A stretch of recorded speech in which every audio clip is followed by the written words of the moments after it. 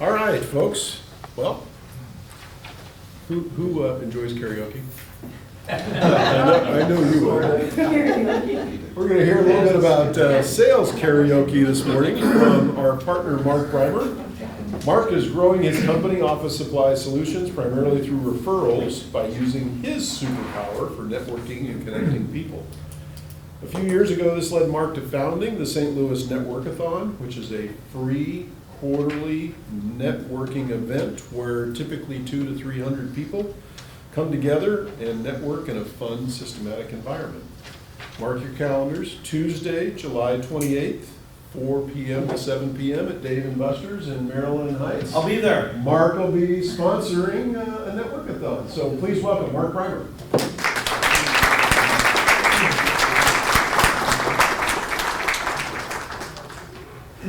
Okay, welcome to Sales Karaoke. So, couldn't find the microphone, so I've got my microphone. Here we go. So on your tables, there's a sheet that looks like this. You can follow along with my generic PowerPoint that I call a piece of paper. Okay, so selling. Are you doing these things? Number one, say clearly what you do. The awkward way is going, oh yeah, I sell stuff, you know, the stuff you need. Well, that's not telling anybody something. If you actually are specific on what you provide people, they might understand. If they understand, they might have a need for your products or services. What I always say is if you can explain to a 5-year-old what you do, everyone will understand. Because in selling, we assume people know the lingo that we're saying, but they're not in our industry. Right. So make sure that you're speaking to someone who isn't an expert, not an expert. And that's how you can keep people from feeling silly. Because I can go, I have no clue what you're saying. Can you explain more?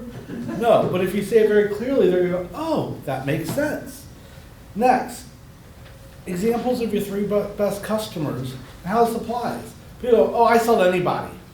Well, who's anybody? The point is this. If I'm singing and someone goes, sing a song. Okay, what song? Oh, any song. That's pretty hard, but they say, sing this song, you can then know what song to sing.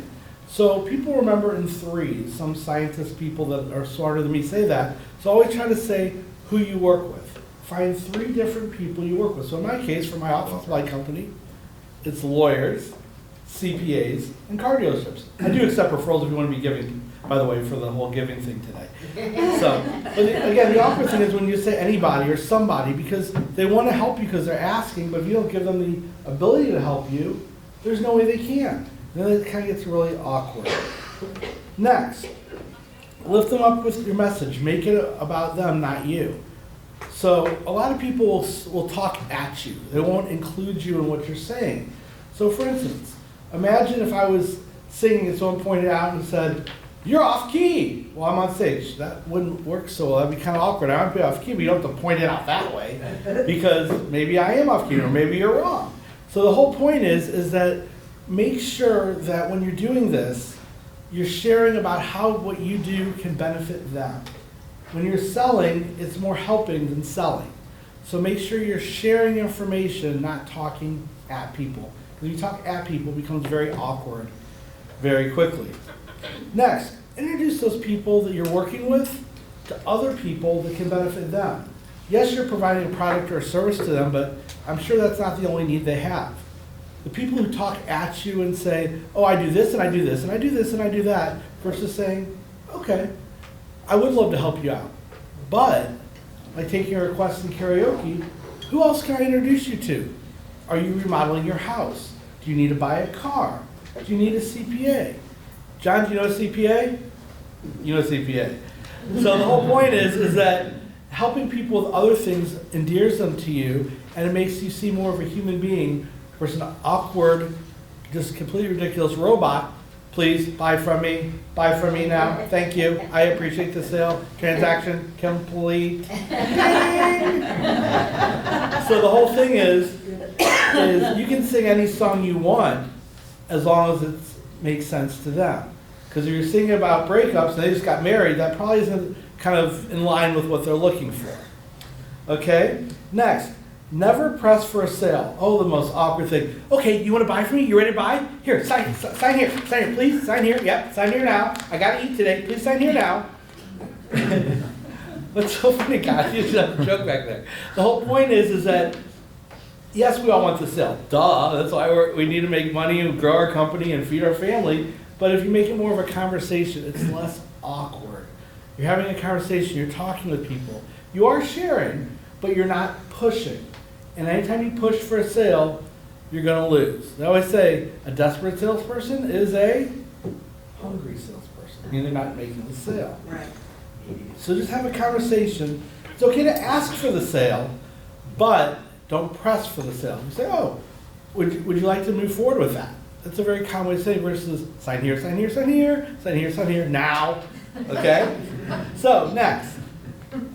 Obviously, yes, this is not a microphone. It's just some way to stand out. Gimmicks and ways to stand out are hugely important in sales because if you sound and act like everybody else, why would they buy from you? So for instance, for those who know me, I occasionally wear a red shirt.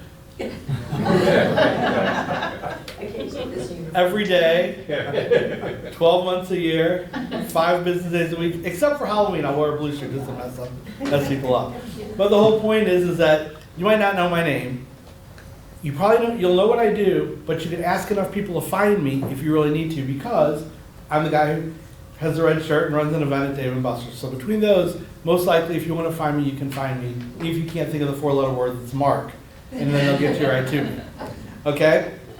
So here's the thing. One of my other gimmicks is anyone can put a video online. I'm lucky enough to have an amazing little daughter who we call the boss, and she is in some videos. I'll give you a preview. There's this video coming out. It's about a hospital box, i.e. a first aid kit. You might want to follow on socials because it's pretty funny. So where I'm going with this is find a way with your business to be unique. Find a way to stand out. Does anyone know someone who sells real estate? I might know somebody. How many of you know 10,000 people sell real estate? Literally.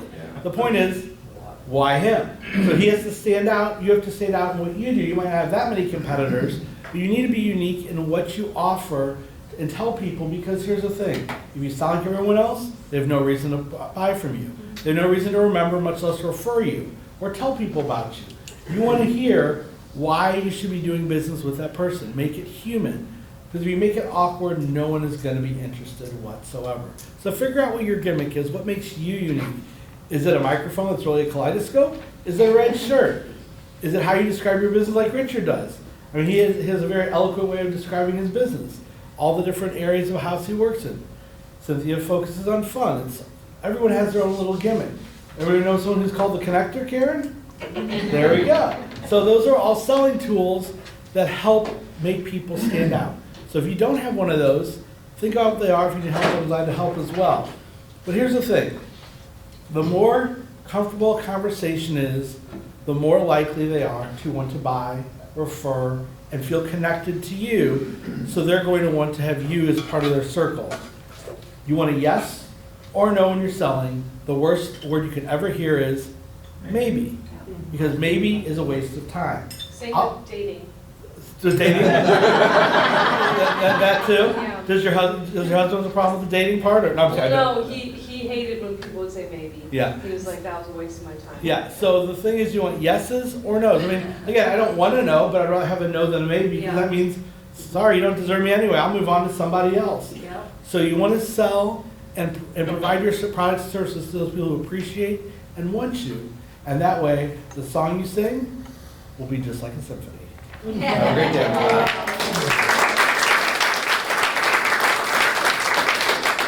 After that ridiculousness, if you have any questions, I would love to answer them. Yes, Les? I love your thing about not pressing, and it just reminded me of something that somebody told me one time to remember.